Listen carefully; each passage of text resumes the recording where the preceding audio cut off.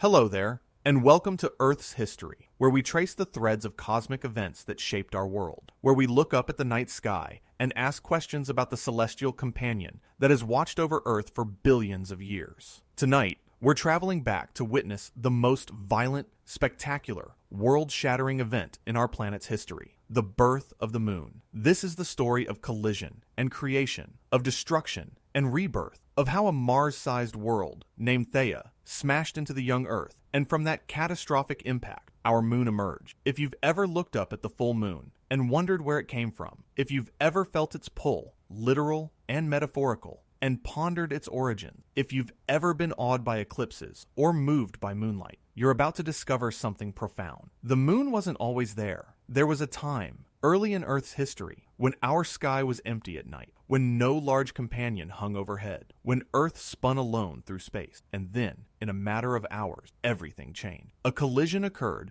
that was so powerful, so transformative, that it melted both worlds, threw debris across space, reshaped Earth entirely, and created the moon that now lights our night. Wherever you are right now, I hope you're comfortable, settled, ready to journey back 4.5 billion years to witness the most dramatic moment in Earth's history. Maybe you're lying in bed with moonlight streaming through your window. Maybe you're sitting quietly as darkness falls and the moon rises. Maybe you're in that peaceful space where the day's concerns fade and you can contemplate deep time. Cosmic violence, the accidents that shaped our world. If this journey into Earth's violent past brings you wonder, if it helps you see the moon differently, if it connects you to the grand story of our planet's formation, I'd be grateful if you'd like the video, subscribe to the channel, or share it with someone else who looks up at the moon and wonders. So settle in. Let your breathing slow like the gradual cooling of molten rock. Let your thoughts drift like debris in orbit around a shattered world, and let's begin.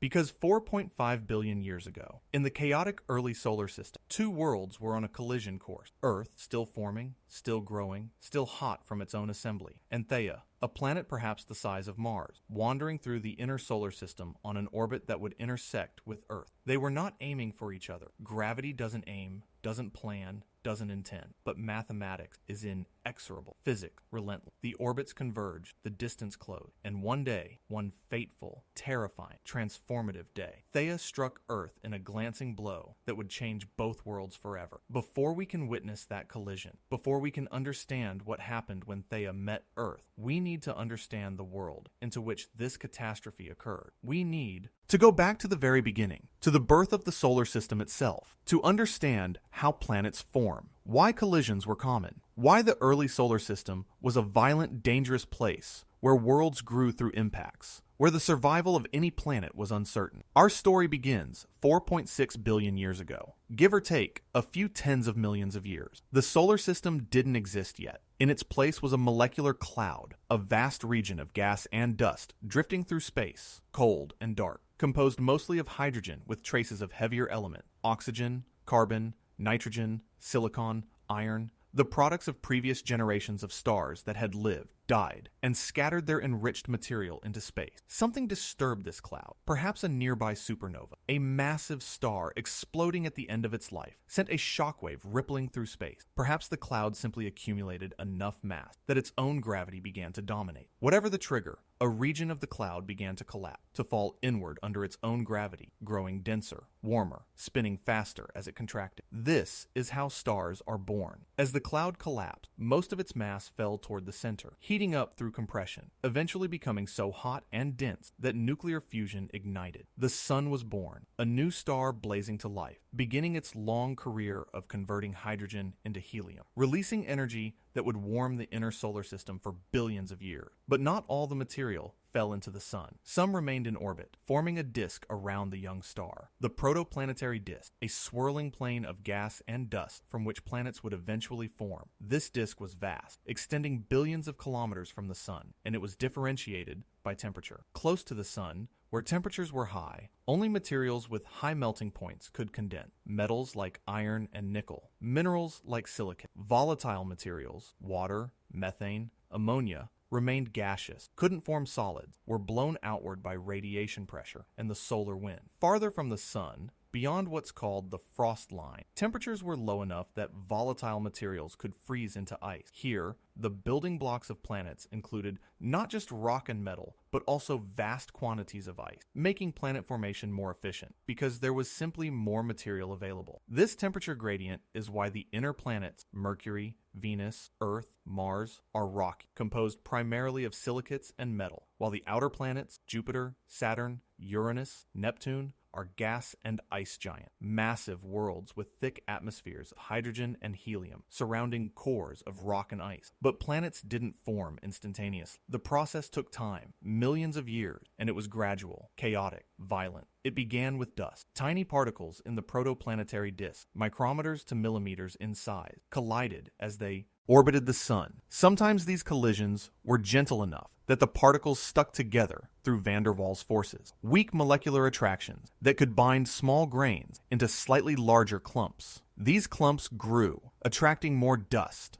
building up through countless collisions. As they grew, their gravity increased, allowing them to attract material not just through direct collision, but through gravitational attraction. The process accelerated. Larger bodies grew faster, sweeping up material from wider regions of the disk, becoming what we call planetesimals, objects ranging from kilometers to hundreds of kilometers in diameter. The protoplanetary disk became filled with these planetesimals, thousands or millions of them, all orbiting the sun, all occasionally colliding, all participating in a grand cosmic construction project. Some collisions were gentle enough that planetesimals merged, building larger bodies. Other collisions were violent, shattering one or both objects, sending fragments flying, sometimes allowing those fragments to reaccumulate later. Over millions of years, the largest planetesimals, those that got lucky early, that had slightly more mass or happened to be in regions with more material, grew into planetary embryos, objects the size of Mars or Mercury, massive enough that their gravity dominated large regions of the disk. These embryos continued to grow, but now through more violent collision, through impacts with other large bodies that could partially or completely melt both objects, that could reshape surfaces, blow off atmosphere, fundamentally alter the structure of the growing world. The inner solar system had perhaps dozens of these planetary embryos, all in slightly different orbits, all growing, all occasionally interacting gravitationally, all occasionally colliding. It was a crowded, chaotic environment, a shooting gallery where massive impacts were not rare catastrophes, but regular occurrences, part of the normal process of planet formation. Earth was one of these growing embryos. About 4.5 billion years ago, roughly 100 million years after the solar system began forming, Earth had accumulated much of its current mass, grown to perhaps 90% of its final size through countless impacts with smaller planetesimals. It was not yet the Earth we know. Its surface was molten or semi-molten, kept liquid by the heat of impact, by the energy of gravitational contraction, by the decay of radioactive elements in its interior. It had no ocean, no continent, no atmosphere as we'd recognize it. Perhaps some gases temporarily captured from impact or degassed from the interior, but nothing stable, nothing permanent. Earth was still growing, still sweeping up material from its orbital region, still experiencing impact. And somewhere else in the inner solar system, another planetary embryo was also growing, also evolving, also moving on an orbit that, through gravitational interactions with other bodies, through the chaotic dynamics of many objects pulling on each other, was gradually changing, slowly converging toward Earth's orbit. We call this body Theia, named after the Greek Titaness, who was the mother of Selene, the goddess of the moon. The name is fitting, poetic even, because Theia would indeed give birth to the moon, though not through any mythological process, but through the most violent collision imaginable. We don't know much about Theia directly. It no longer exists as a separate body. Its remnants are scattered. Some became part of Earth. Some became part of the moon. Some were thrown into space and eventually swept up by the sun or other planet or ejected from the solar system entirely. We reconstruct what Theia was like through computer simulation, through analysis of lunar samples, through comparison with meteorites and other solar system bodies. Theia was probably similar in size to Mars, perhaps 4,000 to 6,000 kilometers in diameter, roughly half Earth's diameter. This makes Theia large, a substantial planetary embryo, a world in its own right, not some minor asteroid or comet, but a genuine proto-planet. that might, in a different timeline, have become one of the terrestrial planets we know today.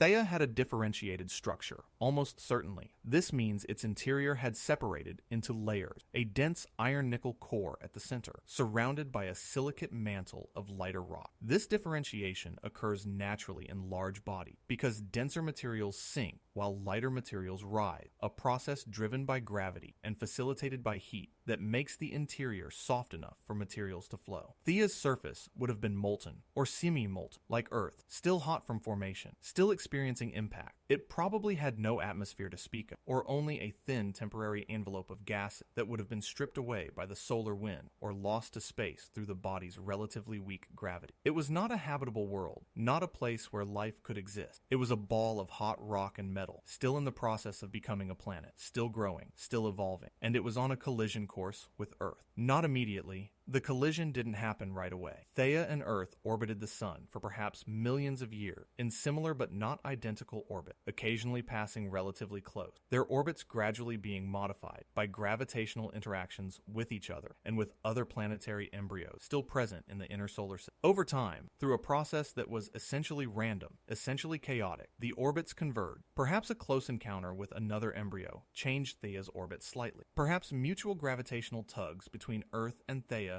gradually altered their path. Perhaps it was simply the cumulative effect of many small influences, each insignificant on its own, but adding up over time to a significant chain. Whatever the specific sequence of events, the result was inevitable once the orbits came close enough. Earth's gravity began to dominate Theia's motion. Theia was captured, pulled into an orbit that would intersect with Earth's. The distance closed, millions of kilometers, then hundreds of thousands, then thousands. Theia accelerated as it fell toward Earth, gaining speed from Earth's gravitational pull, moving faster and faster. From Earth's surface, if there had been anyone there to observe, Theia would have appeared in the sky, growing larger day by day, a second sun perhaps, a bright object moving against the background of stars. Over days or weeks, it would have grown from a point of light to a visible disk, to a massive sphere, filling more and more of the sky, its cratered surface becoming visible, perhaps glowing dully red from its own internal heat. The impact, when it came, was not head-on. This is crucial to understanding what happened, why the collision produced a moon, rather than simply destroying both worlds. If Theia had struck Earth directly,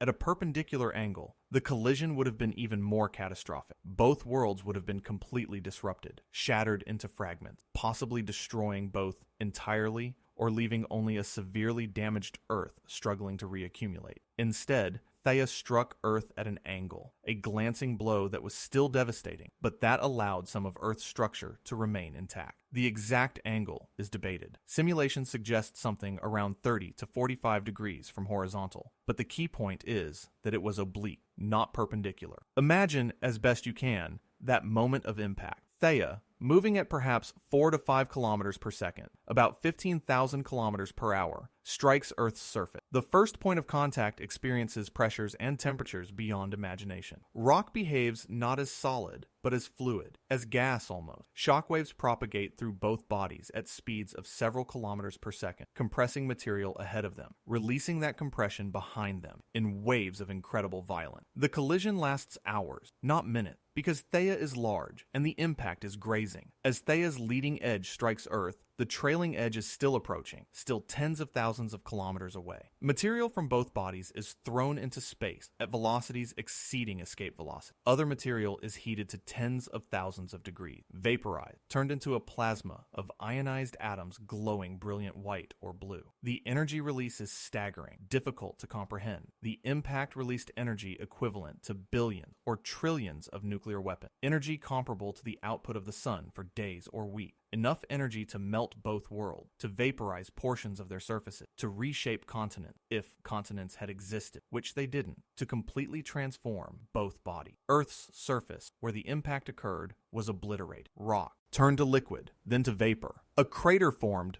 not a neat circular depression, but an enormous gash. A wound stretching thousands of kilometers, deep enough to expose Earth's mantle, hot enough to melt iron. The shockwave propagated through Earth's interior, focusing on the opposite side of the planet in an effect called an antipodal effect, creating disruption and heating even on the far side from impact. Theia fared worse, being smaller, with less structural integrity, with less mass to hold it together. Theia was disrupted almost completely. Its core, the dense iron-nickel center, probably remained somewhat intact. A massive projectile that plowed through Earth's mantle and either merged with Earth's core, or perhaps remained distinct for some time as a separate blob of metal within Earth's interior, before eventually mixing. Theia's mantle, the silicate rock surrounding its core, was largely destroyed as a coherent structure. Some merged with Earth, adding to Earth's mass, heating Earth's mantle, mixing with Earth's own silicate rock. But much was thrown into space, ejected by the violence of the collision, sent flying outward in all directions. Earth's rotation was effective. Before the impact, Earth was probably rotating relatively slowly, its day perhaps 6 to 10 hours long. The impact, because it was angled, imparted angular momentum to Earth, causing it to spin fast. After the collision,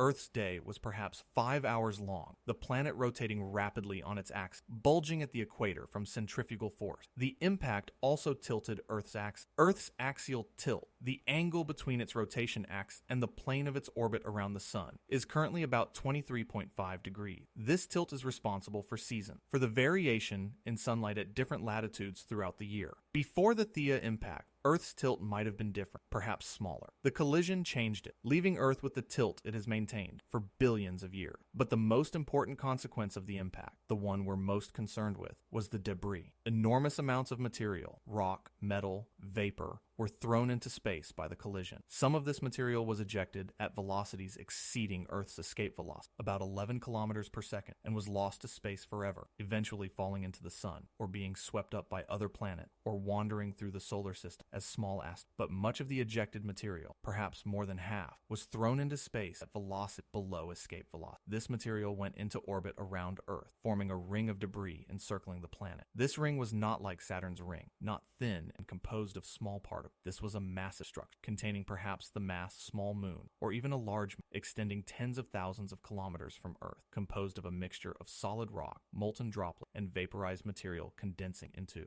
liquid and solid particles. This debris ring was extraordinarily hot. Material ejected by the impact was heated to thousands of degrees, and even as it cooled in space, radiating heat to the vacuum, it remained molten, or semi-molten, for days, weeks, perhaps longer. The debris glowed, red and orange and white. A spectacular sight, if there had been anyone to observe it. Earth surrounded by a glowing ring of molten rock, brighter than any ring system we see in the solar system today. Imagine looking at Earth from space in the hours and days after the impact. Earth itself is unrecognizable. Its surface is largely molten, glowing red with heat, covered by a magma ocean hundreds of kilometers deep. No solid crust yet, no continent, no ocean. Just liquid rock slowly convecting, slowly cooling, gradually solidifying from the top down as heat radiates to space. And around this molten Earth, the debris ring, a band of glowing material encircling the planet's equator, perhaps several Earth radii wide, shimmering with heat, slowly evolving. Within this ring, physics is at work.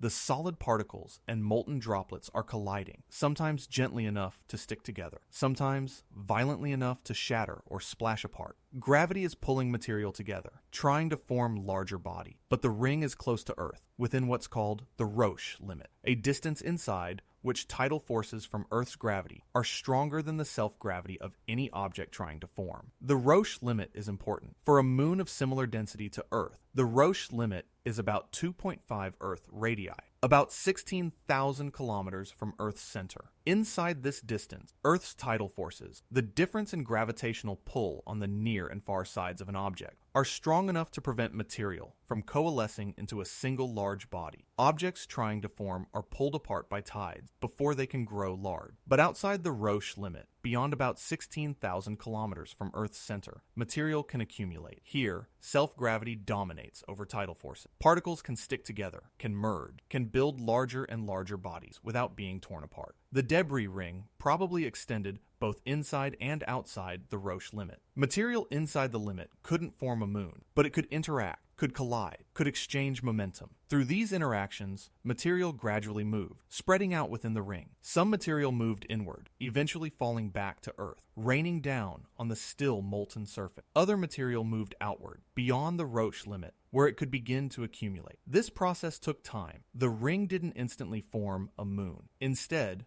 over weeks to months, possibly years, material in the outer portions of the ring began to clump. Larger bodies grew, attracting more debris, growing faster through gravitational attraction. Multiple bodies probably formed initially, perhaps dozens or hundreds of moon-sized objects, each growing in its own orbital zone within the ring. These proto-moons interacted gravitationally. Their orbits weren't perfectly circular, weren't perfectly stable. They perturbed each other, tugged on each other, sometimes came close enough to collide and merge. Over time, through this process of gravitational interaction and collision, the multiple proto-moons consolidated into fewer, larger objects. Eventually, one object became dominant, sweeping up most of the material in the ring, growing into the moon. Other smaller bodies might have remained for a time, small moons orbiting Earth alongside the large moon, but these were probably short-lived. They either collided with the moon, adding their mass to it, or were ejected from Earth orbit through gravitational interaction, or fell back to Earth. The result? Perhaps 10,000 to 100,000 years after the impact, a blink in geological time,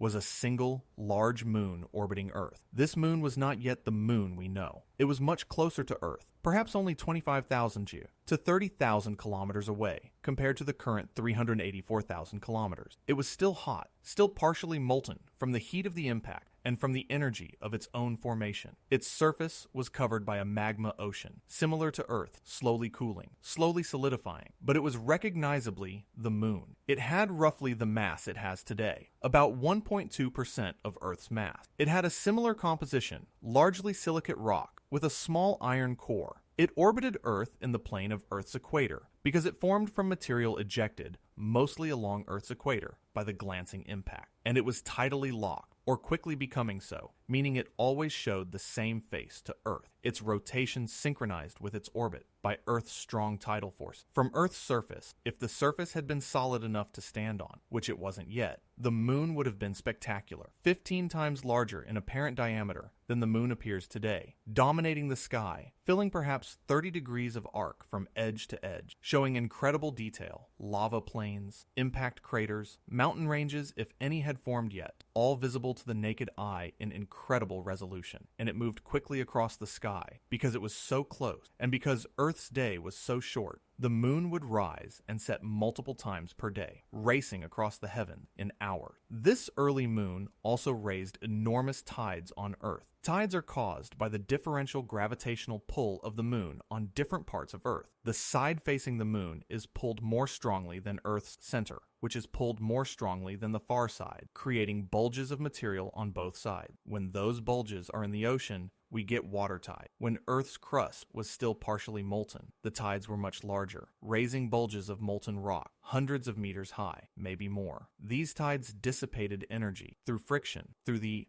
movement of material against itself. This energy had to come from somewhere, and it came from the Earth-Moon system's orbital energy. The result was that the moon's orbit gradually expanded. The moon slowly moved away from Earth, and Earth's rotation gradually slowed. Earth's day lengthened. This process continues today, though at a much slower rate. The moon is still receding from Earth at about 3.8 centimeters per year, and Earth's day is still lengthening at about 2 milliseconds per century. But in the early days, when the moon was close, and Earth was rotating rapidly, and the tides were enormous, the recession was much faster. The moon moved outward quickly, reaching perhaps 60,000 kilometers within the first million years, 100,000 kilometers within 10 million years, gradually slowing its outward migration as the tidal forces weakened with distance. By about 4.4 billion years ago, roughly 100 million years after the impact, Earth and Moon had largely solidified. Earth's magma ocean had cooled enough to form a solid crust, though the interior remained hot, partially molten, vigorously convecting. The moon's surface had also solidified, forming the anorthosite crust that characterizes the lunar highlands today. Both bodies still experienced impact. The solar system was still full of debris, planetesimals that hadn't been swept up yet, but the major construction phase was over. Earth and Moon existed in recognizable form. How do we know all this? How do we know that the moon formed from a giant impact 4.5 billion years ago. We weren't there to observe it. We have no direct records from that time. Earth's rocks from that era have been destroyed by geological processes, plate tectonics, erosion, metamorphism. Even the oldest Earth rocks are only about 4 billion years old, post-dating the impact by 500 million years. The evidence is indirect but compelling, coming from multiple lines of reasoning that all point to the same conclusion. First, the moon's composition. The moon is similar to Earth in many ways, but different in crucial detail. Both are made primarily of silicate rock, minerals containing silicon and oxygen, but the relative abundances of different elements differ. The moon is depleted in volatile elements, those that vaporize easily at low temperatures, like water, sodium, potassium. The moon is also depleted in iron compared to Earth. Earth is about 32% iron by mass, mostly concentrated in its core. The moon is only about 5 to 10% iron, with a very small core. These compositional features make sense if the moon formed from material that was heated to very high temperatures, hot enough to vaporize volatile elements and allow them to escape to space, but not hot enough or not under the right conditions to retain iron. A giant impact provides exactly these conditions. The material ejected into the debris ring would have been heated to thousands of degrees, vaporizing water and other volatile. The iron, being denser, would have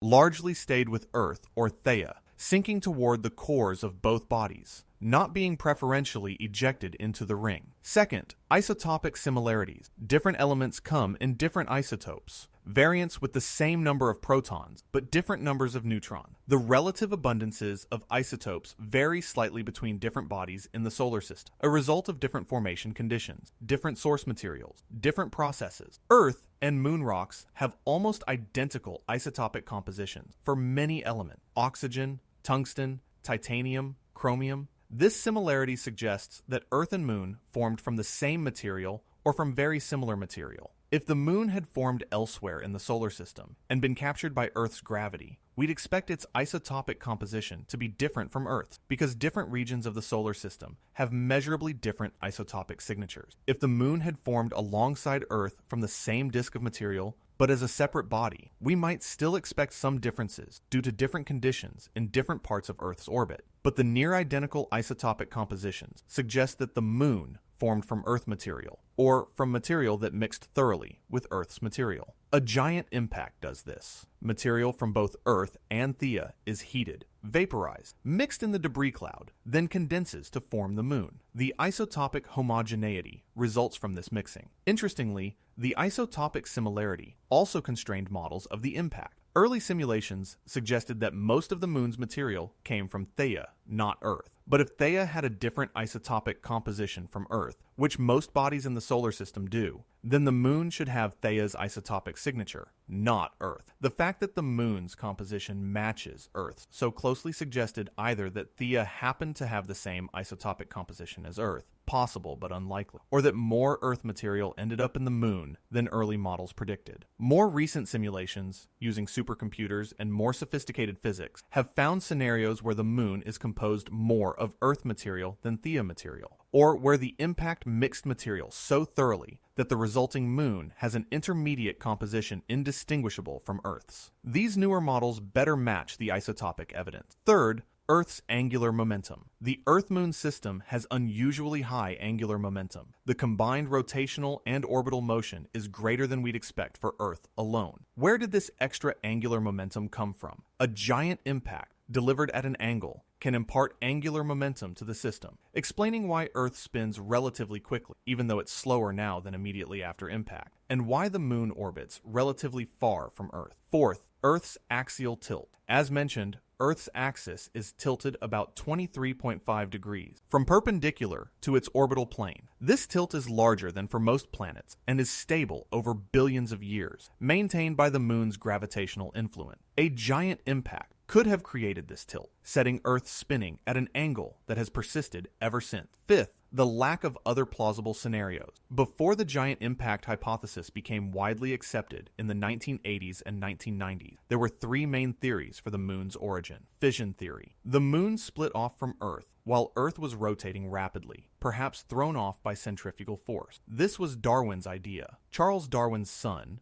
George, who was an astronomer. The problem is that Earth would have had to be rotating impossibly fast to throw off the moon's mass, and there's no mechanism to make Earth spin that fast. Capture theory. The moon formed elsewhere in the solar system and was captured by Earth's gravity when it passed close by. The problem is that capturing a body as large as the moon is extremely difficult. Most close encounters would result in either collision or the smaller body being flung away. The energy involved in capture would probably cause so much tidal heating that both bodies would melt, and there's no evidence for this. Also, as mentioned, capture doesn't explain the isotopic similarities between Earth and Moon. Co-formation theory. Earth and Moon formed together from the same disk of material as a binary planet system. The problem is that this doesn't explain the Moon's compositional oddities, its low iron content, its depletion in volatile. If Earth and Moon formed together, they should have similar iron abundances. None of these scenarios adequately explained the evidence, but a giant impact could. It explained the Moon's composition,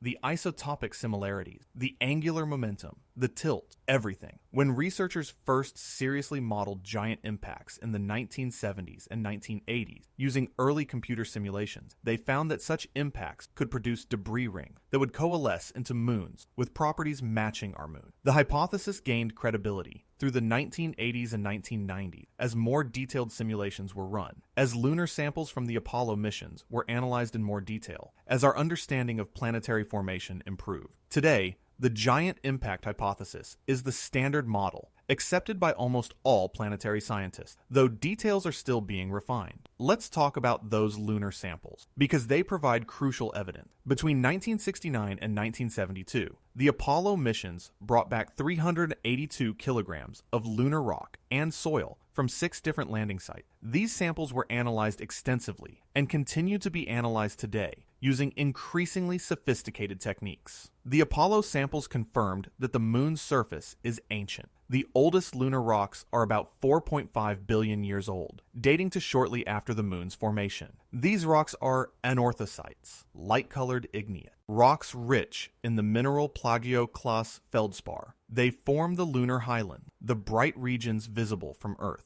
The anorthosites tell us about the moon's early history. They formed as the lunar magma ocean cooled. Plagioclase, being less dense than the liquid magma, floated to the surface, accumulating in thick layers that solidified into the anorthosite crust. This process is called fractional crystallization, and it requires a global magma ocean, consistent with the moon forming hot from an impact. The darker regions of the moon, the Maria, Latin for seas, though they contain no water, are younger, dating to between 3.1 and 3.9 billion years ago. The Maria are basalts, volcanic rocks that formed when the moon's interior partially melted and lava flowed onto the surface, filling large impact basins. The Maria tell us that the moon's interior remained hot for hundreds of millions of years after formation, hot enough to generate volcanism, consistent with the moon forming from hot impact debris. The Apollo samples also showed that the moon is bone dry, no water, no hydrated minerals, no water-bearing compound. The hydrogen that would be in water or other volatile compounds is simply absent. This is consistent with the moon forming from material that was heated to very high temperatures, vaporizing water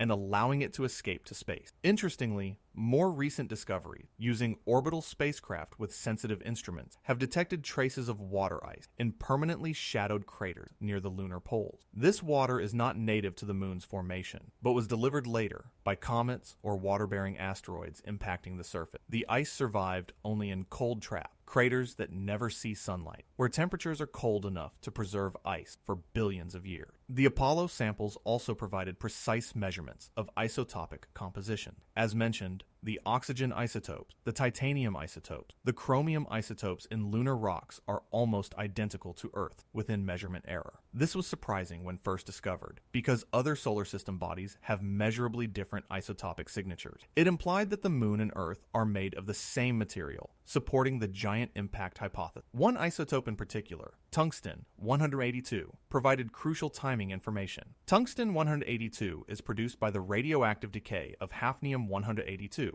which has a half-life of only 9 million years. This means that hafnium-182 existed in the early solar system, but decayed away quickly. If the moon formed early, while hafnium-182 still existed, the tungsten isotope ratio in lunar rocks would reflect this. If the moon formed later, after hafnium-182 had decayed, the ratio would be different. Measurements of tungsten isotopes in lunar samples indicated that the moon formed within about 100 million years after the solar system began forming, consistent with the timing of the giant impact. This timing also makes sense in the context of planet formation. 4.5 billion years ago is about when the large planetary embryos like Earth and Theia would have been nearing their final sizes, when giant collisions between embryos would have been occurring. Beyond lunar samples, we have evidence from computer simulations. Starting in the 1970s and accelerating with the availability of powerful computers, researchers have modeled giant impacts using computational techniques called smoothed particle hydrodynamics,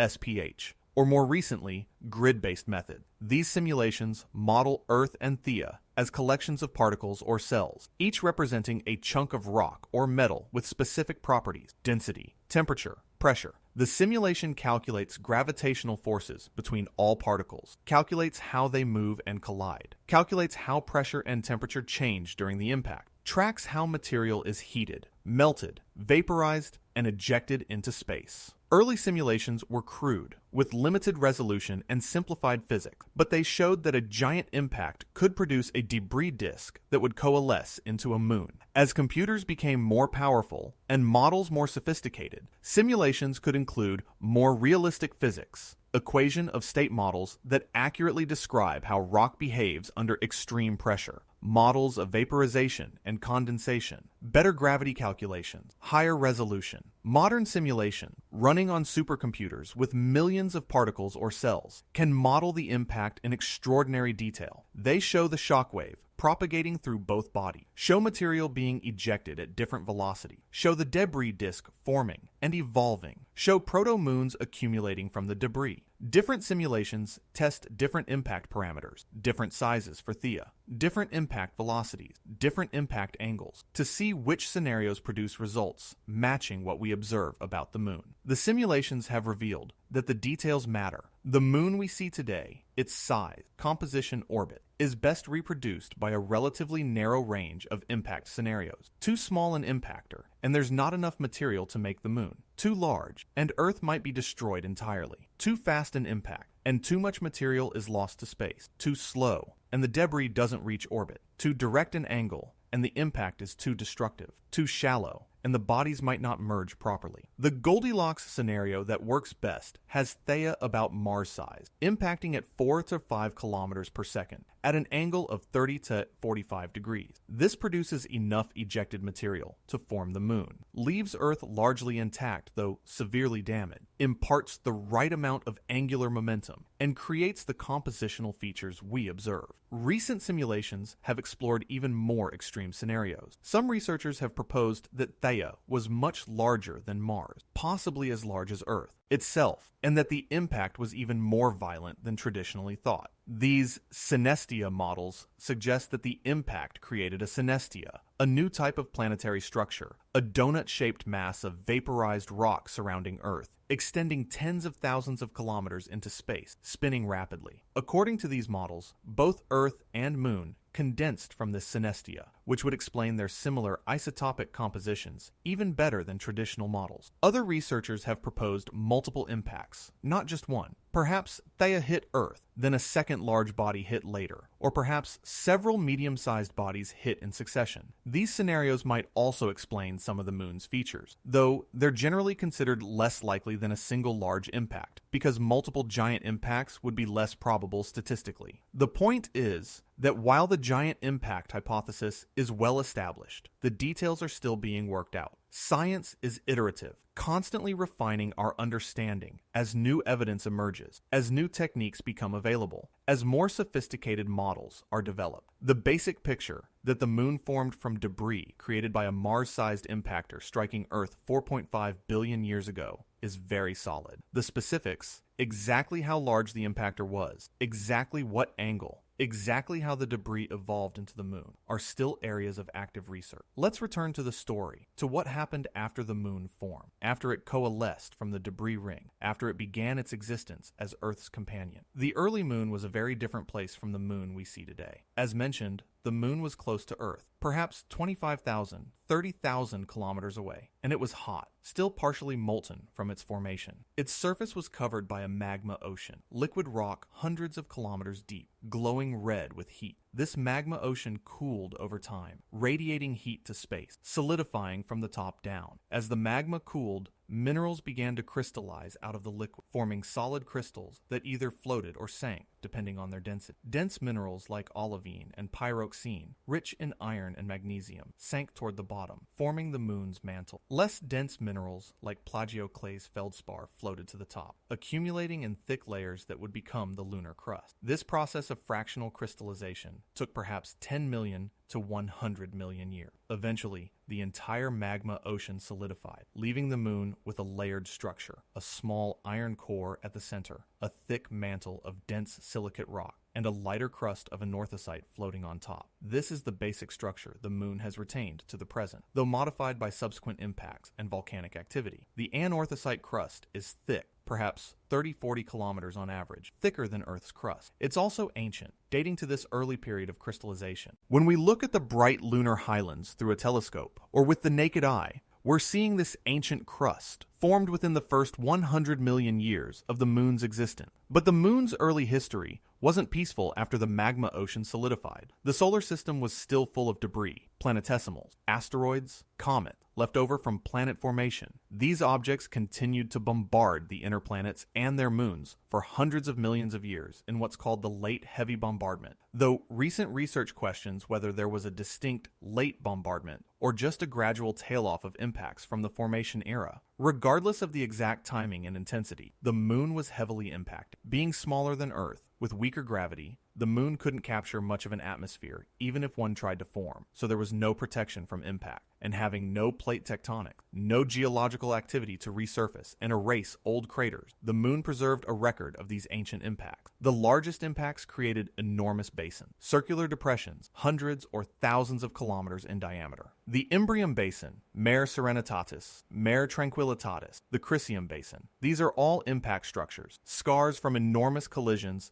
that occurred between about 3.9 and 4.1 billion years ago. The largest, the South Pole Aitken Basin, is over 2,000 kilometers in diameter, one of the largest impact structures in the solar system. These giant impacts fractured the lunar crust, creating zones of weakness through which molten rock from the interior could later reach the surface. Between about 3.9 and 3.1 billion years ago, the moon's interior was still hot enough to be partially molten, and magma rose through these fractures, erupting onto the surface, flowing into the low-lying impact basin, filling them with layers of basalt, sometimes kilometers thick. These basalt flows are the lunar maria, the dark patches we see on the moon. They're younger than the bright highlands, dating to this period of volcanic activity, and they're compositionally distinct, richer in iron, which makes them dark. The Maria cover about 16% of the moon's surface, mostly on the near side, the side facing Earth, because the crust is thinner on the near side, making it easier for magma to reach the surface. Why is the crust thinner on the near side? This is another mystery, still not fully resolved. It might be related to Earth's tidal force, which would have been stronger on the near side,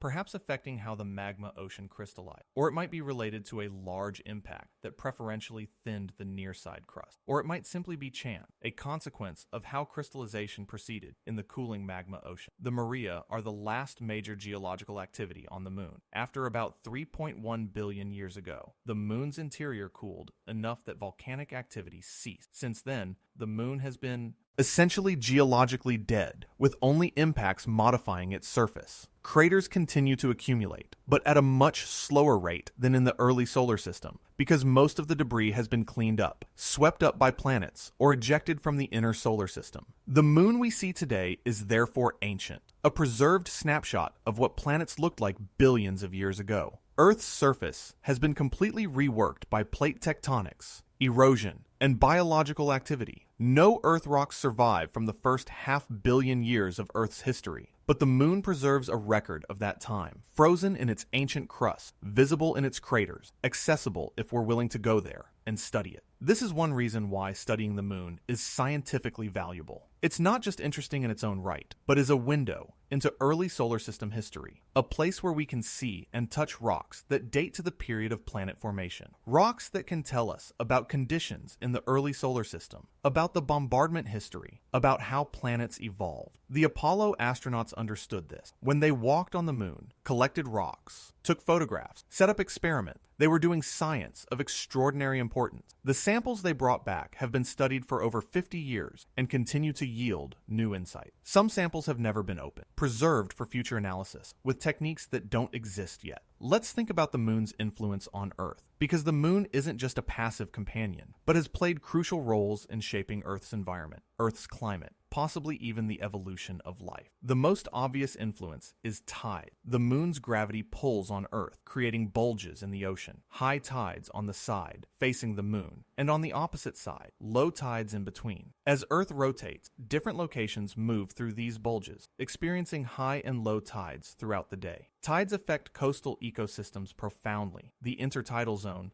the region between high and low tide marks, is a unique environment, sometimes submerged, sometimes exposed, home to specialized organisms adapted to these changing conditions. Tides drive nutrients, mix water, affect sediment transport, influence where organisms can live. Early in Earth's history, when the moon was closer and tides were much larger, the intertidal zone would have been more extensive and more dynamic. Some researchers have proposed that this environment, pools of water regularly filled and drained by tides, concentrating chemicals, providing cycles of wet and dry, might have been favorable for the origin of life, for the chemistry that led from non-living molecules to living systems. This is speculative, but it's an interesting idea. Life requires concentration. Dilute solutions don't react efficiently. Tidal pools, evaporating between tides, would naturally concentrate molecules. Life requires cycles, wet-dry. Cycles can drive polymerization reactions, building longer molecules from shorter precursors. Tidal pools provide these cycles naturally. Life requires energy. Tidal energy, though small per event, is reliable, cyclic, persistent. Perhaps the moon's tides helped life get started. Once life existed, the moon's influence continued through its effect on Earth's axial tilt. As mentioned, Earth's axis is tilted 23.5 degrees, causing seasons. Summer when your hemisphere tilts toward the sun. Winter when it tilts away. These seasons have been crucial for life, driving annual cycles of temperature, rainfall, plant growth, animal migration. But Earth's tilt isn't perfectly stable. Over tens of thousands of years, it varies slightly, oscillating between about 22 and 25 degrees in a cycle called obliquity variation. This variation is small and doesn't dramatically affect climate over short timescales. But without the moon, Earth's tilt would be much less stable. Computer simulations show that without the moon's stabilizing influence, Earth's axial tilt could vary chaotically, swinging through a huge range from nearly 0 degrees, no tilt, no seasons, to 85 degrees or more, extreme tilt, extreme season. Mars, which has small moons that don't provide stabilization, shows this behavior. Mars's tilt has varied from 15 to 35 degrees, or possibly more, over millions of years, causing dramatic climate swings. If Earth's tilt varied chaotically, climate would be unpredictable over millions of years. Sometimes Earth would have no season, with sunlight always hitting the equator most directly. Sometimes Earth would have extreme season, with poles alternately pointing nearly at the sun. These swings would stress ecosystems, making long-term evolutionary adaptation difficult. The moon prevents this. Its gravity exerts a torque on Earth's equatorial bulge, maintaining the tilt within a narrow range. This stability has persisted for billions of years, providing a consistent climate framework within which life could evolve, adapt, diversify. Without the moon, life might still exist on Earth, but it might be less diverse, less complex, less able to adapt to the unpredictable climate swing. This is called the rare Earth hypothesis, proposed by Peter Ward and Donald Brownlee. They argued that complex life might be rare in the universe, not because life itself is rare, but because the conditions for complex life to evolve are stringent. Among those conditions, they included having a large moon to stabilize axial tilt to provide stable seasons over billions of years. Not everyone agrees with the rare Earth hypothesis. Critics point out that life is adaptive, that organisms might cope with variable tilt through migration, hibernation, rapid evolution. Mars might have had life early in its history despite its tilt variation, and we don't know how common large moons are around terrestrial planets. Earth might be unusual, or large moons might be common products of giant impact during planet formation. But whether or not the moon was necessary for life, it certainly influenced Earth's history. The moon affects ocean tides, which affect coastal environment. The moon stabilizes Earth's tilt, which affects climate stability. The moon slows Earth's rotation through tidal friction, which lengthened the day from 5 hours after the impact to 24 hours today, giving life more time to photosynthesize during daylight, more time to rest during night. The moon also affects human culture profoundly. Every culture on Earth has stories about the moon, has observed its phases, has used it to track time. The lunar cycle, 29.5 days from new moon to new moon, is the origin of the month, a natural calendar unit observable without instrument. Many ancient calendars were lunar, tracking months as lunar cycles, though most modern calendars are solar, based on Earth's orbit around the sun. The moon has inspired art, poetry, music, mythology. It's been a goddess, a god, a clock, a calendar, a source of light and darkness, a symbol of change and constancy, of romance and madness. Lunar eclipses, when Earth's shadow falls on the moon, have been seen as omens. Solar eclipses, when the moon blocks the sun, have terrified and awed observers. It's a remarkable coincidence, perhaps literally a coincidence, or perhaps a consequence of tidal evolution, that the moon's apparent size in our sky is almost exactly the same as the sun.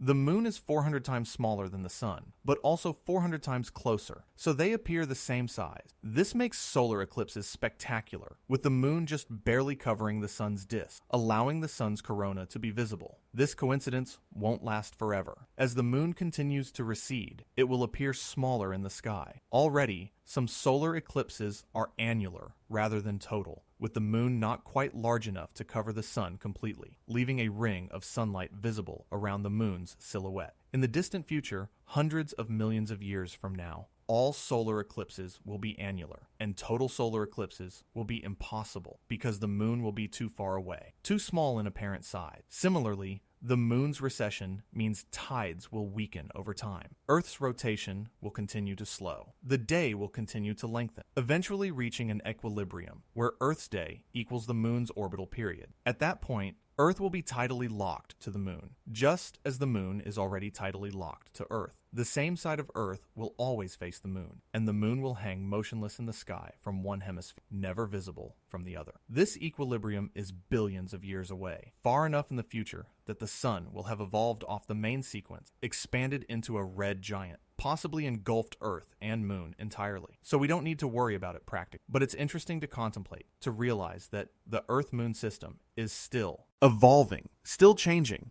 that the relationship between the two bodies is dynamic, not static. Let's talk about the moon's interior, about what we know of its structure and composition, because this too provides clues about its origin. Unlike Earth, which has been studied by seismometers at thousands of locations, providing detailed maps of its interior, the moon has been studied by only a handful of seismometers, placed by Apollo astronauts at 4 landing sites, operating for only a few years before being shut down. Nevertheless, these seismometers detected moonquakes, lunar earthquakes, both natural ones caused by tidal stresses or impacts, and artificial ones caused by deliberately crashing spent rocket stages into the surface. By analyzing how seismic waves propagated through the moon, scientists could infer the moon's internal structure. The moon has a crust, mantle, and core, like Earth, but the proportions are different. The crust is thick, averaging 30 to 40 kilometers on the near side, possibly up to 60 kilometers on the far side. Beneath the crust is the mantle, extending down to about 1,400 kilometers depth. The mantle is solid, or mostly solid, composed of silicate minerals, but it's not uniform. The upper mantle and lower mantle have different properties, possibly different composition. At the center is the core, much smaller than Earth's core. The moon's core is probably only about 450 kilometers in radius, containing only about 1 to 2% of the moon's mass, compared to Earth's core, which is 3,500 kilometers in radius, and contains about 32% of Earth's mass. The moon's core is probably partially molten, with a solid inner core and liquid outer core, similar to Earth, but much smaller. The small size of the moon's core is consistent with the giant impact hypothesis. If the moon formed from material ejected from Earth's mantle and Thea's mantle, and if the iron cores of both bodies stayed with Earth or Thea rather than being ejected, then the moon would naturally have little iron, a small core. The moon's low density, about 3.3 grams per cubic centimeter compared to Earth's 5.5,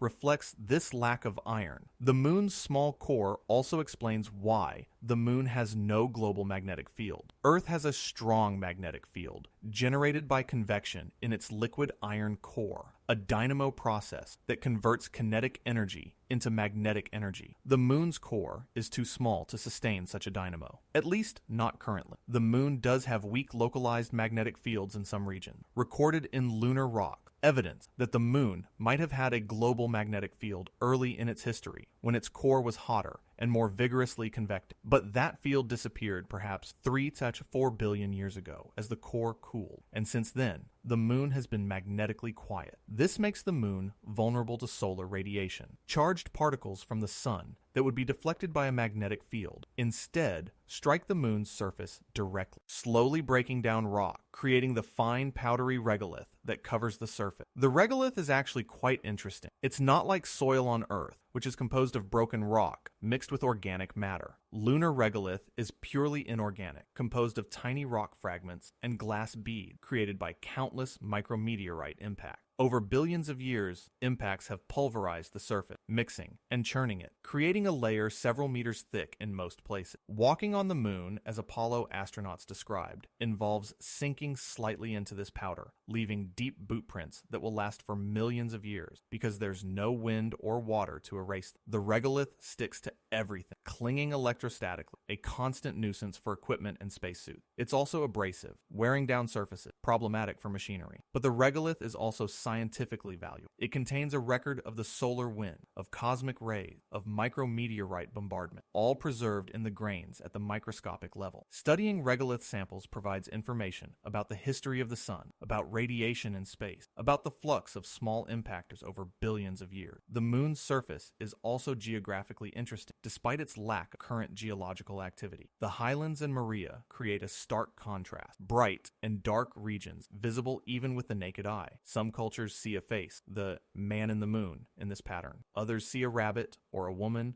or various other figures, examples of pareidolia, the human tendency to see meaningful patterns in random configuration. The far side of the moon is strikingly different from the near side. While the near side has many large maria, dark basaltic plains filling impact basin, the far side has almost none. The far side is mostly highland, heavily cratered, brighter, older. This asymmetry is still not fully explained. It might relate to the thicker crust on the far side, making volcanic activity more difficult. It might relate to the distribution of large impact, which preferentially occurred on the near side for unknown reason. Or it might be related to tidal heating from Earth, which would have been stronger on the near side. The dichotomy wasn't fully appreciated until spacecraft began orbiting the moon and photographing the far side in the 1960s. Before then, the far side was unknown, never visible from Earth because the moon is tidally locked, always showing the same face toward us. The Soviet Luna 3 mission in 1959 took the first photographs of the far side, revealing its different character, showing that the moon was not symmetric. Among the moon's most dramatic features are its rays, bright streaks radiating from young impact craters. These rays are composed of material ejected by the impact, thrown outward at high velocity, landing hundreds or thousands of kilometers from the crater, creating bright splashes on the darker background. The rays are bright because they're fresh, not yet darkened by space weathering, the gradual process by which solar wind and micrometeorites darken lunar surface materials. The most prominent ray crater is Tycho, a large crater in the southern highlands. Tycho's rays extend across much of the near side, visible even with small telescopes or binoculars, especially around full moon when the sun illuminates the surface directly and shadows don't obscure features. Tycho is relatively young, only about 100 million years old, recent enough that its rays remain bright. Older craters lack prominent rays because the rays have been darkened by billions of years of space weathering. This allows geologists to determine relative ages of craters. Those with bright rays are younger than those without. Combined with radiometric dating of samples from known craters, this allows construction of a chronology, a timeline of lunar surface history. The moon has been visited by human beings 6 times during the Apollo missions from 1969 to 1972. 12 astronauts walked on the surface, conducted experiments, collected samples, drove rovers, planted flags, left plaques and instruments. These missions were political, driven by Cold War competition between the United States and Soviet Union. But they were also scientific triumph, expanding human knowledge of the moon enormously. The Apollo sites are now historical landmarks, protected by international agreement, even though no law technically governs them. The footprints, the flags, likely bleached white by solar radiation, the rovers, the descent stages of the lunar modules, all remain on the surface, unchanged, exactly as the astronauts left them. In the absence of erosion,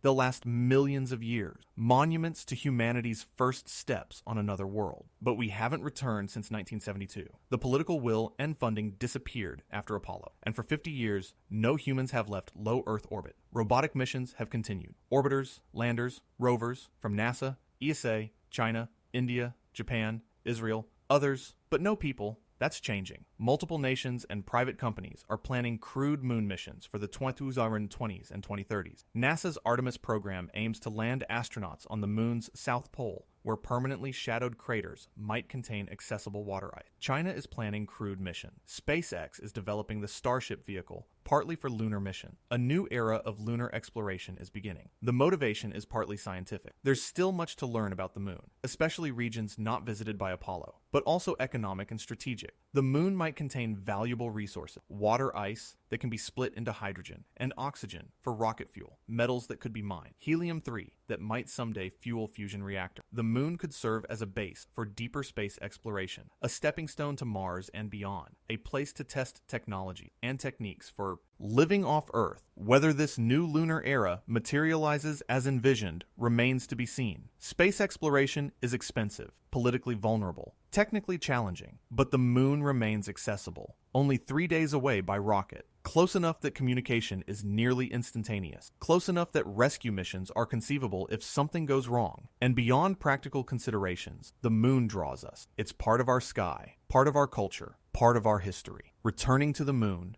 establishing a permanent presence there, would be a symbolic achievement, as well as a practical one. A statement that humanity is not confined to one world, that we can live and work beyond Earth, that our future might extend into the solar system and beyond. Let's zoom out now. Think about the moon's origin in the broader context of planet formation, because Earth and Theia's collision wasn't unique. Giant impacts were common during the late stages of terrestrial planet formation, and other planets likely experienced similar events. Mercury, the innermost planet, has an unusually large iron core, composing about 60% of its mass, far more than Earth or Venus. One explanation is that Mercury experienced a giant impact that stripped away much of its silicate mantle, leaving the iron core exposed beneath a thin shell of silicate rock. This would explain Mercury's high density and peculiar composition. Mars is smaller than we'd expect for a planet in its orbital position, leading some researchers to propose that Mars lost mass through one or more giant impacts, perhaps ejecting material that was then swept up by Earth or by Jupiter. Mars also has a stark dichotomy between its northern and southern hemispheres. The north is low and smooth, possibly once an ocean basin, while the south is high and heavily cratered. This dichotomy might result from a giant impact early in Mars's history. Venus is similar in size to Earth, and it probably experienced giant impacts during formation. But we don't know details because Venus's surface has been completely resurfaced by volcanism within the last billion years, erasing evidence of ancient impact. Venus also lacks a large moon. If Venus had a Theia-like impact, either the debris didn't coalesce into a moon,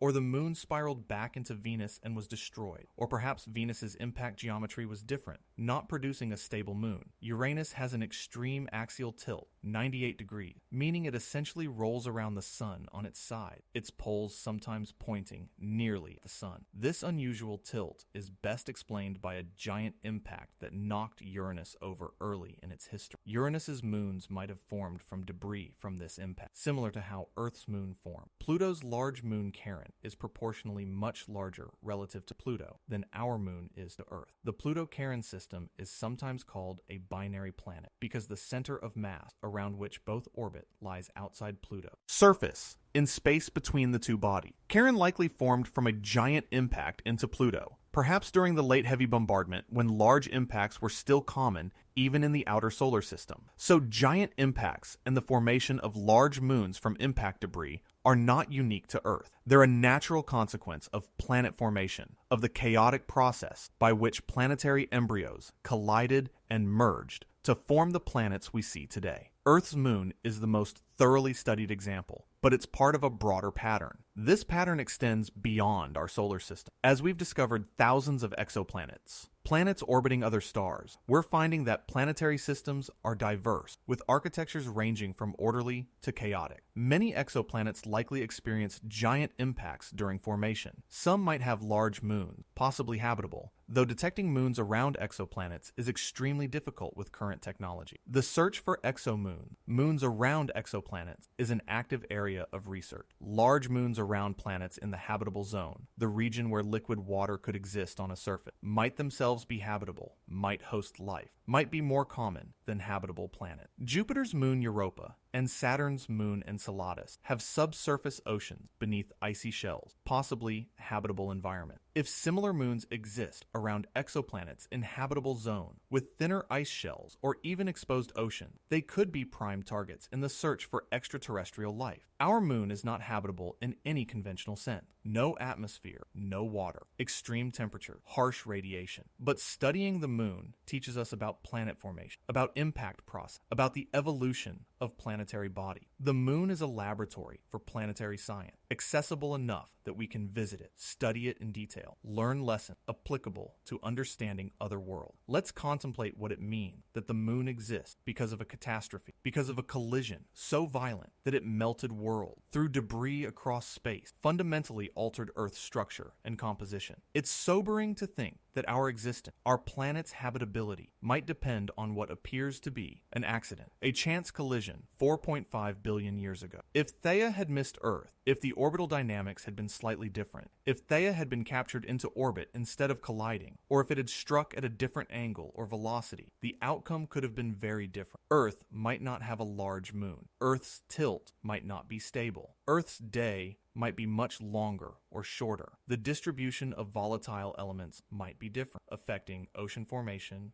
atmosphere composition, climate. We can't know how these differences would have affected Earth's habitability, life's origin, evolution's trajectory. Perhaps life would still have arisen and evolved to produce being capable of asking these questions. Perhaps Earth would be sterile, inhospitable. Perhaps intelligent life would have evolved earlier, or later, or never. This is the anthropic principle in action. The observation that we can only exist in a universe, in a planetary system, on a world compatible with our existence. Of course, Earth has the properties necessary for life, because if it didn't, we wouldn't be here to observe it. The moon exists, and we can observe and study it, because the chain of events leading to its formation was compatible with our eventual evolution. But this doesn't make the moon any less remarkable, any less worthy of wonder and study. The moon is there, a testament to cosmic violence, to the chaotic process of planet formation, to the ability of nature to create order from destruction, to build new structures from the debris of catastrophe. The moon formed hot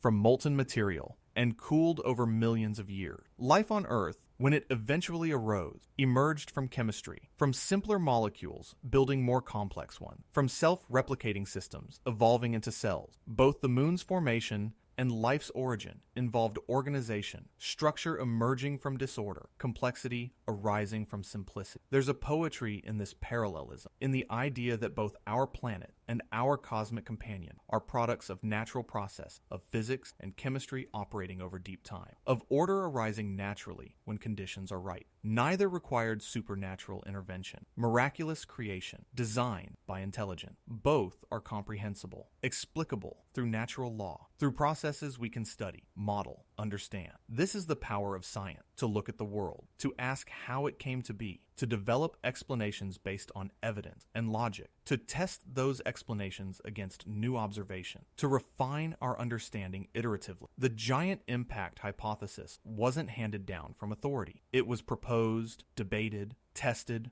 refined, eventually accepted because it explained the evidence better than alternative, because it made predictions that were confirmed, because it withstood scrutiny, and the hypothesis continues to evolve. New simulations with better physics, new lunar samples analyzed with better instruments, new theoretical insights from studying other planetary systems all contribute to refining our understanding. Maybe in another decade or two, we'll have a different picture, a better model, more accurate detail. That's how science works. It's not about final answers, but about increasingly accurate approximation, progressively better understanding. As we approach the end of this journey, let's reflect on what the moon represents, what it means for us as beings living on Earth. Looking up at this ancient companion, the moon is a reminder of deep time, of events that occurred billions of years before humans existed, before Earth was habitable, before the solar system was fully formed. When we look at the moon, we're seeing a body that has existed essentially unchanged for over 3 billion years, that has witnessed Earth's entire history, that was there when continents formed, when oceans filled, when life arose and diversified, when humans evolved and built civilizations. The moon has seen everything. It's watched countless extinctions, ice ages, continental collisions, asteroid impacts, volcanic eruptions. It's seen the rise of dinosaurs and their fall, the evolution of mammals, the spread of forests and grassland, the appearance of humans. It's witnessed all of human history, from its origin in Africa to the present, the development of agriculture, the building of cities, the rise and fall of empires, wars and peace, art and science, joy and suffering, and through it all, the moon has changed minimally. New craters have formed, slowly, infrequently. The surface has been gardened by micrometeorites, mixing the regolith. But the major features, the Maria,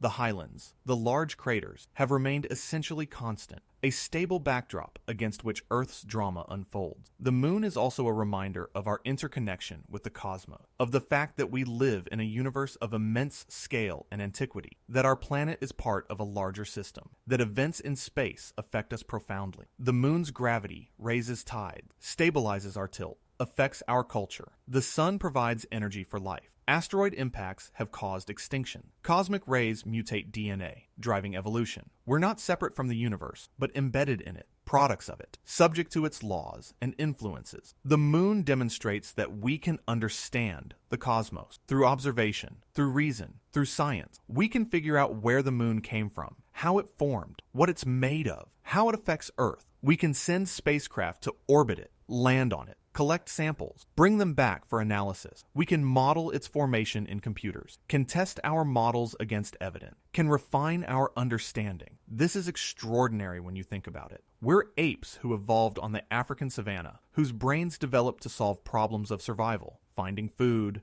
avoiding predators, cooperating with others. Yet we can use those same brains to understand events that occurred 4.5 billion years ago, to comprehend processes involving temperatures of thousands of degrees and energies equivalent to billions of nuclear weapons, to figure out the history of world. The moon is also a symbol of possibility, of the future, of humanity's potential to become a spacefaring species. We've been there. We've walked on its surface, collected its rocks, driven rovers across its plain. We can go back. We can establish bases, mines, settlements. We can learn to live off Earth, to use resources from other worlds, to become multiplanetary. Whether we should do this, whether it's wise or necessary or ethical, is debated. Some argue that we should fix problems on Earth before expanding into space. That space exploration is a distraction from urgent terrestrial concerns. Others argue that becoming multiplanetary is essential for humanity's long-term survival, that all our eggs shouldn't be in one basket, that a single planetary catastrophe shouldn't be able to end human civilization. Both perspectives have merit. We should address Earth's problems: climate change, biodiversity loss, poverty, conflict. But we can also explore space, can expand our presence beyond Earth, can work toward a future where humanity is not confined to a single world. These goals aren't mutually exclusive. They can be pursued simultaneously. The moon, in this context, is a first step. It's close, accessible, relatively safe as extraterrestrial environments go. Learning to live on the moon, to extract resources, grow food, generate energy, recycle water and air, teaches lessons applicable to living anywhere off Earth. whether Mars, asteroids, or eventually other star systems. Imagine a future where people live on the moon, in habitats beneath the surface, or in pressurized domes, growing plants in greenhouses, mining water ice from polar craters, using solar panels and nuclear reactors for power. Imagine looking up from Earth and seeing lights on the moon, cities perhaps, human civilization extending beyond its homeworld for the first time in a permanent, self-sustaining way. This future is speculative, uncertain, perhaps decades or centuries away, but it's not impossible. The technology exists or is being developed. The resources are there. The only question is whether we have the will, the vision, the persistence to make it happen. And if we do establish a presence on the moon, if humans become a two-world species, the moon's origin story becomes even more poignant. We will be returning to the debris of an ancient catastrophe, living on the remnants of Theia, walking on ground that was once molten rock thrown into space by the most violent collision in Earth's history. We'll be closing a circle, connecting present to past, living in the consequences of events that occurred 4.5 billion years before we existed. The moon, in all its ancient stillness, carries stories of formation and destruction, of heat and cold, of impact and volcanism, of a time when the solar system was young and chaotic and dangerous. Stories of Earth's early history, preserved in lunar rock because they've been erased on Earth. Stories of cosmic violence, creating cosmic beauty, of catastrophe giving birth to wonder. Every culture that has looked up at the moon has told stories about it. Ancient Mesopotamians tracked lunar phases, created calendars, worshipped lunar deity. The ancient Greeks had Selene, riding her chariot across the night sky. The Romans had Luna. Chinese mythology speaks of Chang'e, who drank an elixir of immortality and floated to the moon, where she lives forever in a palace with a jade rabbit. Native American tribes had names for each full moon: the wolf moon, the snow moon, the harvest moon, marking the passage of season. The moon has been a timekeeper, a calendar, a clock visible to everyone. Before artificial lighting, before clocks and watches, the moon was one of the few reliable ways to track time at night. A full moon provided light for travel, for work, for celebration. A new moon meant darkness, quiet, rest. The lunar cycle, 29.5 days from new moon to new moon, became embedded in culture, gave us the concept of the month, influenced religious observances, agricultural practices, social customs. The moon has been associated with madness. The word lunacy derives from Luna, the Roman moon goddess. The belief that the full moon affects human behavior, causing increased violence, accidents, or mental disturbance, persists despite lack of statistical evidence. Studies have repeatedly found no correlation between lunar phases and crime rates, hospital admissions, or psychiatric emergency. But the belief endures, perhaps because humans are pattern-seeking creatures, because we remember the dramatic incidents that happened during a full moon and forget the quiet nights when nothing unusual occurred. The moon has been a symbol of femininity in many cultures, associated with menstruation, because the lunar cycle and menstrual cycle have similar length, though this is likely coincidental. The moon waxes and wanes, grows and shrinks, cycles through phases, all of which have been seen as feminine quality, contrasting with the sun's constant masculine brightness. The moon has inspired poetry, art, music across every culture and era. From ancient Sumerian hymns to modern pop songs, the moon appears as a subject, a metaphor, a backdrop. It's been a symbol of loneliness, of longing, of romance, of mystery. Once in a blue moon means something rare. Shooting for the moon means aiming high. Mooning over someone means pining with unrequited love. The moon pervades our language, our idiom, our metaphors. The moon has also been a scientific instrument. By observing how the moon moves, how it orbits Earth, how its position changes relative to the stars, early astronomers learned about celestial mechanics, about gravity, about the nature of the solar system. The moon's motion helped confirm Kepler's laws of planetary motion, helped Newton develop his theory of universal gravitation. Lunar eclipses, when Earth's shadow falls on the moon, provided evidence that Earth is round. The shadow is always circular, regardless of where in the sky the eclipse occurred. Lunar eclipses also allowed ancient astronomers to estimate Earth's size. The Greek astronomer Aristarchus, in the 3rd century BCE, used the geometry of lunar eclipses to estimate the relative sizes of Earth, moon, and sun, and the relative distances between them. His estimates were remarkably accurate, given the limitations of his instruments and methods, demonstrating that careful observation observation and geometric reasoning, can reveal truths about the cosmos. The moon has also served as a Rosetta Stone for planetary science, because the moon preserves a record of early solar system history that Earth has lost because its surface hasn't been reworked by plate tectonic or obscured by an atmosphere. Studying the moon tells us about processes that affected all the terrestrial planets. The late heavy bombardment,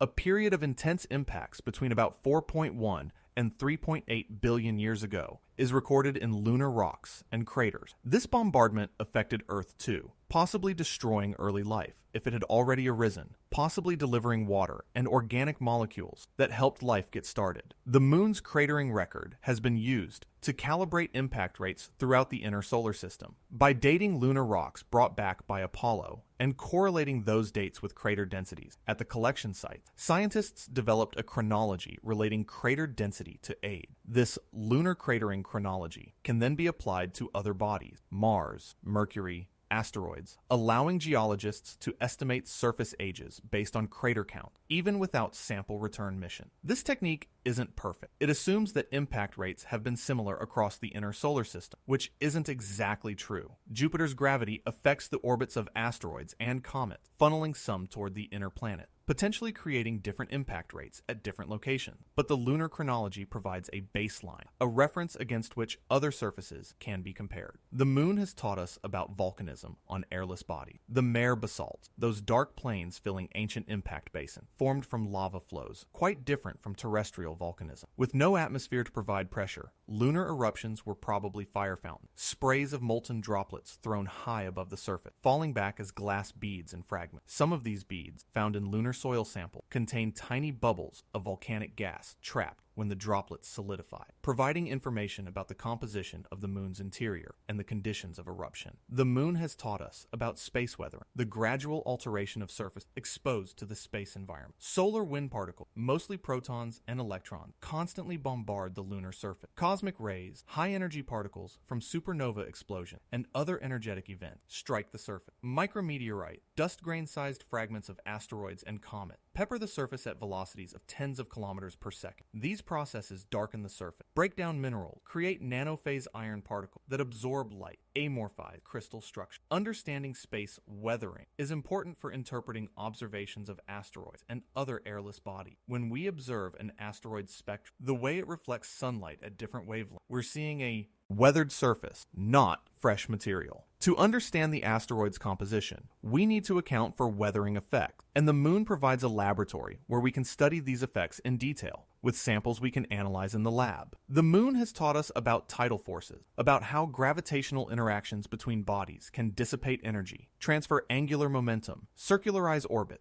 Jupiter's moon, Io, is the most volcanically active body in the solar system. Its interior continuously melted by tidal heating from Jupiter's immense gravitational pull. Saturn's moon, Enceladus, has geysers erupting from its south pole, spewing water ice into space, again driven by tidal heating. Understanding Earth-Moon tidal interaction helps us understand these exotic systems, predict their behavior, interpret their observation. The moon has been a testing ground for space exploration technology. The Apollo missions developed life support systems, spacesuit, navigation technique, landing procedure, all of which inform current and future missions. The lunar roving vehicle, those dune buggy, driven by Apollo 15, 16, and 17 astronauts, demonstrated that wheeled vehicles could operate on extraterrestrial surfaces, paving the way for Mars rovers decades later. The moon has been a proving ground for international cooperation. While the Apollo missions were driven by Cold War competition, more recent lunar exploration has been increasingly collaborative. The International Space Station, while not lunar, established frameworks for multinational cooperation in space. Future lunar missions envision partnerships between space agents, between nations, between government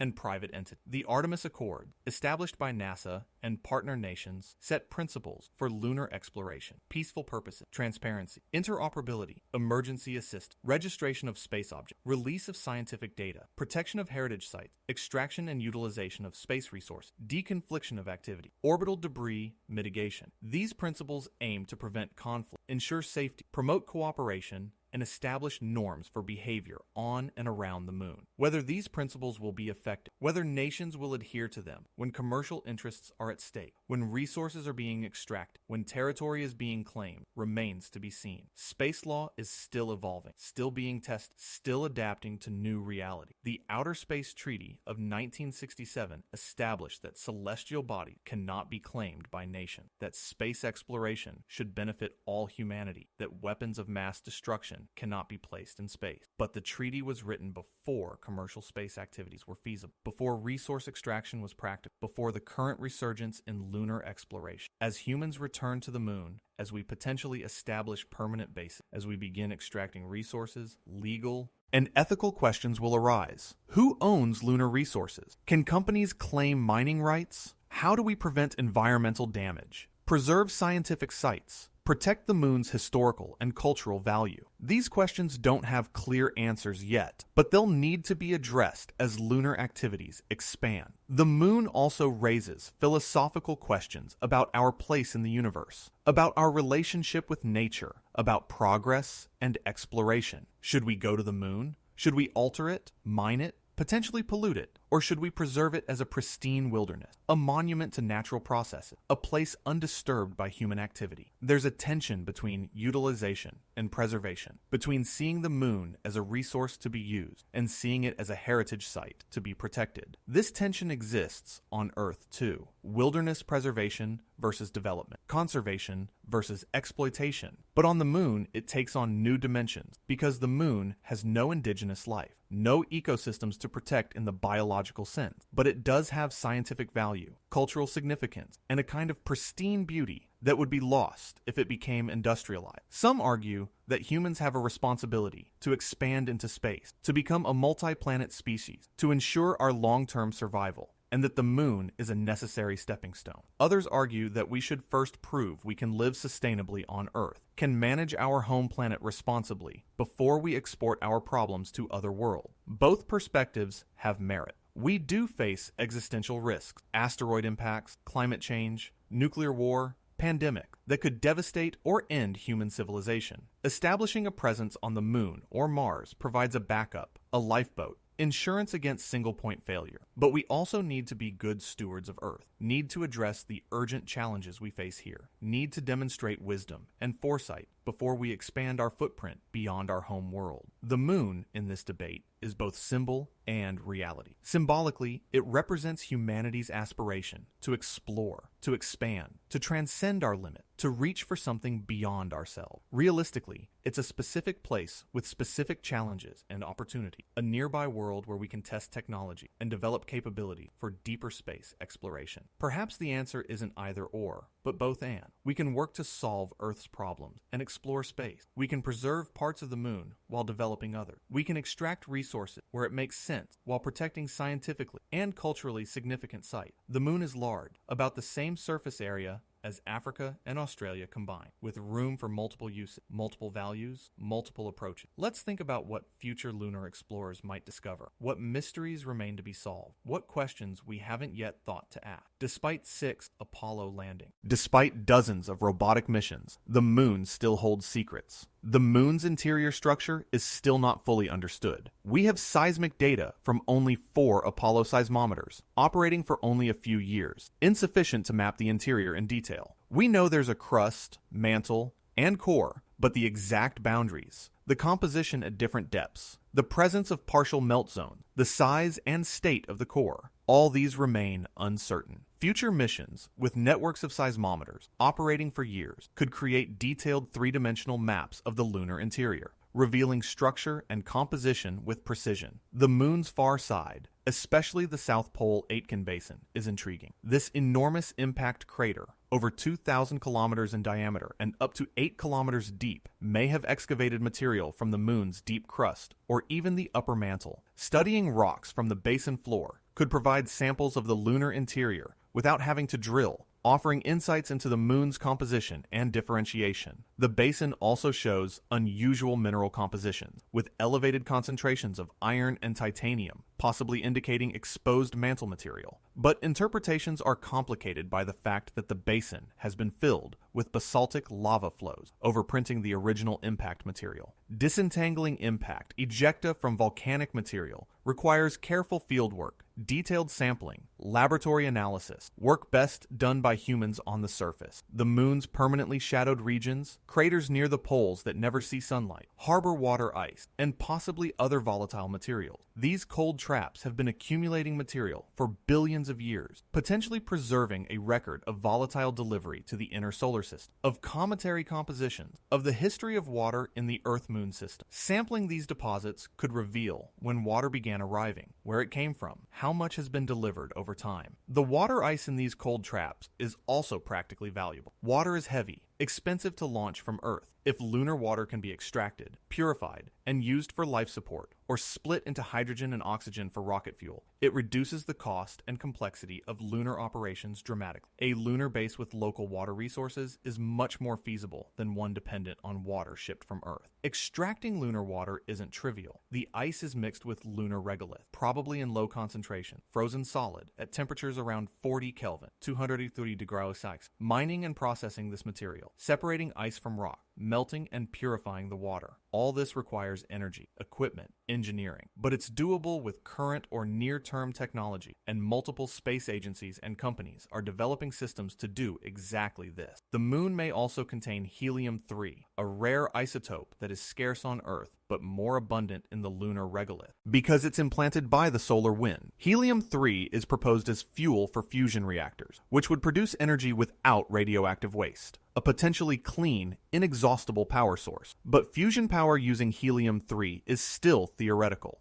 decades away from practical reality if it's ever achieved. And extracting helium-3 from lunar regolith would require processing enormous volumes of material for relatively small return. So while helium-3 is often mentioned as a reason to return to the moon, it's not a near-term justification. More immediate are resources like water, metals, and building materials. Lunar regolith can be used for radiation shielding, for building material if sintered or processed into bricks, for covering habitats to protect them from micrometeorites and temperature extreme. Iron, titanium, aluminum, and other metals can potentially be extracted from lunar minerals, though the energy requirements are substantial. The moon's lack of atmosphere and stable surface make it ideal for certain types of scientific facilities. Telescopes on the moon's far side would be shielded from Earth's radio emission, providing a quiet environment for radio astronomy. Infrared telescopes in permanently shadowed craters could observe the universe at temperatures naturally achieved without active cooling. Interferometers with baselines of hundreds or thousands of kilometers could achieve angular resolutions impossible from Earth or single spacecraft. Particle physics experiments might benefit from the moon's environment. The vacuum is better than what's achievable in laboratories on Earth. The seismic stability, especially in certain locations, is excellent. Detectors buried beneath the lunar surface could be shielded from cosmic rays, useful for detecting rare processes like proton decay or searching for dark matter. The moon could host laboratories for materials science, manufacturing, growing crystals, or producing alloys under conditions impossible on Earth. Microgravity research is currently done on the International Space Station, but the ISS is expensive to access and has limited space. The moon provides stable facility, potentially lower launch costs if infrastructure is developed, and access to local resources. Biosphere experiments on the moon could test closed-loop life support systems, growing food in greenhouse, recycling air and water, developing sustainable habits. These experiments are relevant for Mars mission, for space stations, for any long-duration space mission. The moon is close enough that resupply is feasible if something goes wrong, making it a safer testbed than Mars. Art and culture might find expression on the moon. Imagine sculptures created from lunar regolith, art installations using the stark landscape, performances in the low gravity, music composed and recorded in lunar habitats, the first extraterrestrial art, the first off-world culture, beginning to develop distinct identity, aesthetic value. This might sound fanciful, but humans are creative beings. Wherever we go, we create culture, express ourselves, make art. The moon won't be just a workplace,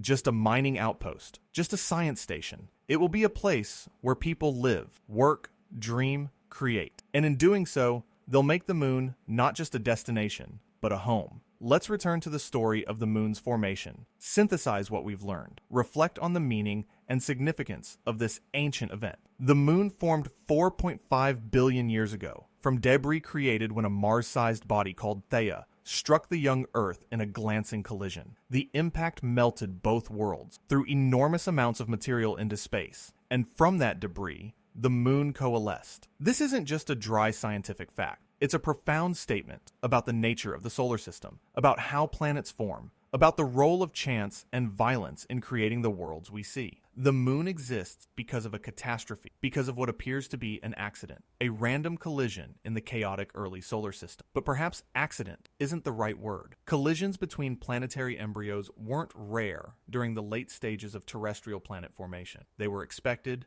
inevitable, part of the process. The specific timing, the specific angle, the specific masses involved, those might be chance. But that giant impacts occurred, that they shaped the final configurations of planet, that they left lasting consequence that was built into the physics of planet formation. The moon is evidence of this process. It's a frozen record of an event we can never directly observe, a body we can study to understand not just its own history, but the history of all terrestrial planets, the processes that shaped the inner solar system. And the moon continues to be relevant. It affects Earth's tide, climate, rotation rate. It provides light at night, creates eclipses, serves as calendar and timekeeper. It inspires culture, art, science, exploration. It's a destination for future missions, a potential home for human outposts, a stepping stone to deeper space. The moon is old. It's a remnant of Earth's violent infancy, a companion that has witnessed our planet's entire history. It was there when Earth's crust first solidified, when oceans condensed, when the first life arose in those oceans. It watched continents form and break apart, watched life diversify and colonize the land, watched organisms evolve from simple cells to complex ecosystems. The moon saw the great oxygenation event 2.4 billion years ago, when photosynthetic bacteria filled the atmosphere with oxygen, fundamentally transforming Earth's chemistry and enabling complex life. It saw the snowball Earth episode, when ice covered the planet from poles to equator. It saw the Cambrian explosion, when animal life diversified rapidly. It saw the colonization of land by plants and animals. It saw the rise of dinosaurs and their extinction, the rise of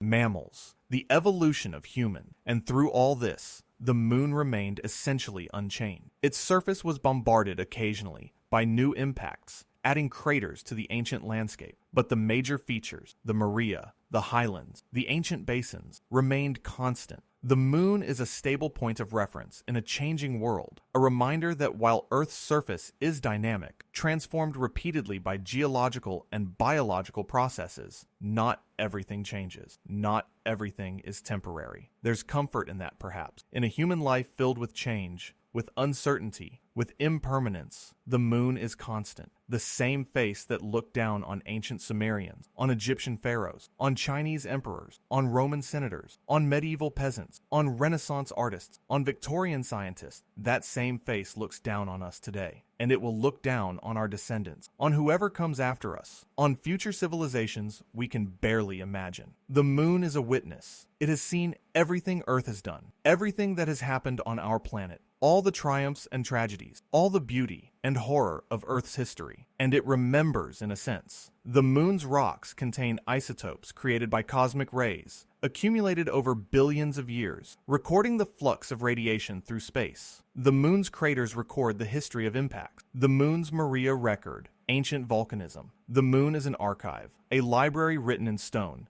and we can read that library. We can visit the moon, collect samples, analyze them in laboratories, extract information about the past. We've begun this process with Apollo, but we've barely scratched the surface. There's so much more to learn, so many questions to answer, so many mysteries to solve. What was Earth like before the moon formed? What was Theia's composition? And where did it form? Did the impact trigger plate tectonics on Earth? Or did plate tectonics develop independently later? How did the moon's magma ocean crystallize? And what does that tell us about its interior? When did the moon's volcanic activity cease? And why? What caused the bombardment 3.9 billion years ago? And did it affect Earth's early biosphere? These questions motivate continued exploration, continued study, continued investment in lunar science. The moon isn't just a historical curiosity. It's a key to understanding Earth, the solar system, the processes that created the worlds we see. As we close this journey through the moon's history, let's reflect on the perspective it provides. Looking at the moon, understanding its origin, contemplating the timescales involved, offers a kind of cosmic perspective that's both humbling and exhilarating. Humbling because it reminds us how small we are, how brief our existence, how recent our presence on Earth. Humans have existed for perhaps 300,000 years, civilization for perhaps 10,000 years, industrialization for 200 years. Against the moon's 4.5 billion year history, human existence is a blink, barely noticeable, a thin veneer of consciousness appearing in the last fraction of a percent of the moon's lifetime, but also exhilarating because we can understand this history, can piece together what happened, can figure out through observation and reason and science that the moon formed from a giant impact, that it was once molten, that it evolved over billions of years, that it shaped Earth's environment, that it influenced life's evolution. An ape species on one small planet, existing for a cosmic instant, can comprehend events that occurred billions of years before it evolved. That's extraordinary. The moon tells us we're part of something larger than ourselves, something older and grander and more epic than any human story. We're part of the universe, products of its processes, subject to its laws, participants in its evolution. Our atoms were forged in stars, our planet assembled from debris, our moon created by catastrophic collision, our existence contingent on chains of events stretching back to the Big Bang. But we're also observers of the universe, questioners, understanders. We can look at the moon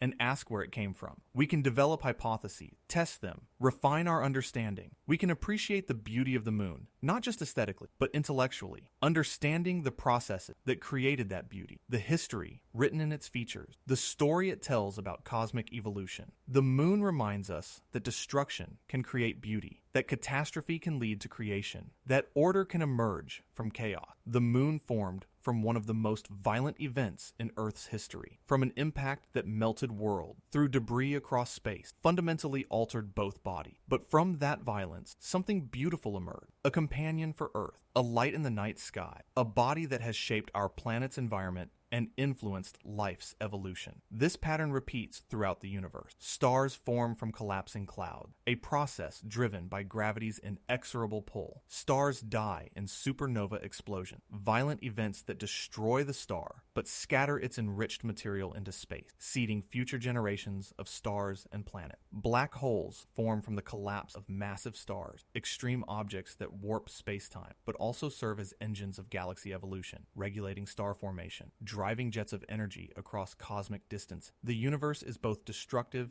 and creative, violent and generative. The moon is a local example of this universal pattern, a nearby reminder that creation often requires destruction, that new structures emerge from the remnants of old ones, that the universe continually transforms itself. As you drift towards sleep tonight, perhaps you'll look out your window and see the moon, hanging in the sky as it has for billions of years. Perhaps you'll think about Theia, about that ancient collision, about the debris ring that formed and coalesced into the moon. Perhaps you'll appreciate the moon not just as a beautiful object, but as a storyteller, a witness, a key to understanding Earth's past and future. The moon is patient. It doesn't rush. It continues its orbit, continues its slow recession, continues its influence on Earth's tides and climate and rotation. It will be there tomorrow night and the night after, and for billions of nights to come. It will watch over Earth as continents drift, as species evolve, as civilizations rise and fall, as humans perhaps spread beyond Earth, perhaps establish homes on the moon itself, perhaps continue the story of exploration and understanding that brought us from wondering about the moon's origin to walking on its surface. The story of the moon is the story of Earth, the story of the solar system, the story of cosmic evolution. It's our story too, because we're part of the process, participants in this grand narrative. We're made of star stuff, as Carl Sagan famously said. We're the universe becoming aware of itself, asking questions, seeking answers, appreciating beauty, creating meaning. The moon, shining in the night sky, reminds us of all this. It's a beacon, a companion, a teacher. It's been there throughout Earth's history, and it will be there long after we're gone. But for now, in this brief moment of cosmic time, we can appreciate it, study it, understand it, and perhaps, someday soon, return to it. Thank you for joining me on this journey through the moon's history, from the violent collision that created it to its current presence as Earth's faithful companion. May you look at the moon with new eyes, with deeper appreciation, with a sense of connection to the ancient processes that shaped our world. May you find peace in the knowledge that we're part of a story much larger than ourselves, a story that continues to unfold, that we can witness and understand and appreciate. Good night, and may the moon light your way through whatever darkness you face, as it has lit the way for billions of years, as it will continue to do for billions more.